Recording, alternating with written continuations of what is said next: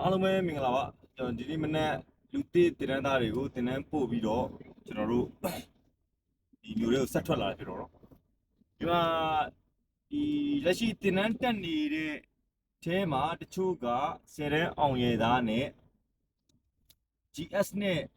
လုံးမိသွားတဲ့ညီကိုတွေရှိတယ်ကိုနေ့လည်းတက်ရောက်ပေါ့နော်10တန်းအောင်ပြီးတော့ GS နဲ့လုံးမိသွားတယ်ကျွန်တော်မေးတာပေါ့နော်ဘာဖြစ်လို့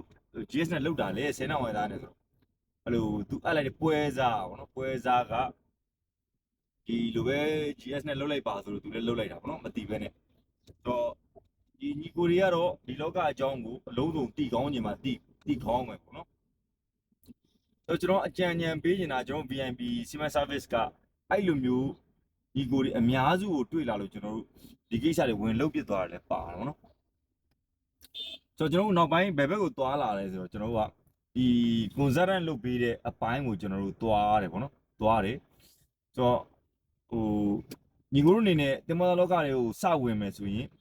ဘယ်လိုလမ်းကြောင်းတွေသွားရမလဲဒီတစ်ဖြတ်စာပဲမဟုတ်ဘူးဒီတင်တန်းတစ်ဖြတ်စာပဲမဟုတ်ပဲနဲ့စာရွက်စာတမ်းစုံယုံလေးပဲမဟုတ်ပဲနဲ့ရေရှည်ပေါ့နော်တင်မောလောကကရေရှည်သွားမယ်ဇလန်းဆိုတော့အဲ့ဒါလေးကိုလည်းစဉ်းစားသိချင်တာပေါ့နော်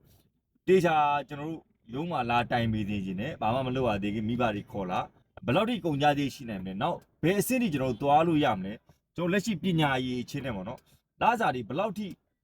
ရနိုင်လဲပြီးသွားရင်ယာဒူးရောကျွန်တော်တို့ဘယ်လောက်ထိအမြင့်ဆုံးသွားလို့ရမလဲပေါ့နော်ပြီးကိုရဲ့ဇယိုက်ဝါဒနာနဲ့နော်ကိုပတ်ဝန်းကျင်မှာရှိတဲ့တင်ယူထားတဲ့အရာတွေနဲ့ဘယ်ဘက်ကိုရွေးတင်လဲပေါ့နော်အဲ့ဒါတွေကိုကျွန်တော်ဟိုတိုင်ပင်ဆွေးနွေးပေးတယ်ပေါ့နော်အဓိကကျွန်တော်အဲ့အလုပ်ကိုလုပ်တာပေါ့နော်ကျွန်တော် service ပေးနေတယ်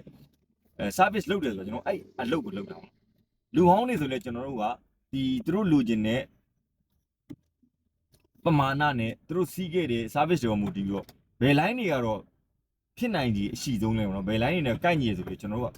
အဓိကအဲ့တိုင်ပင်ဆွေးနွေးတဲ့အလုပ်ကိုလုပ်ပေးတာပါနော်သူတို့ဘာခက်ခဲရှိလဲကျွန်တော်ပြည်လည်အောင်ဘာဖြည့်ရှင်းပေးနိုင်တယ်ပေါ့နော်ဒီ service တွေကိုကျွန်တော်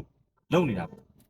တော့အဓိကကတော့ဒီလောကတွေခုမှဝင်လာမဲ့လူသစ်ညီကိုတွေတွက်ပေါ့နော်ကျွန်တော်ဒီဗီဒီယိုလေးမှာပြောချင်တာက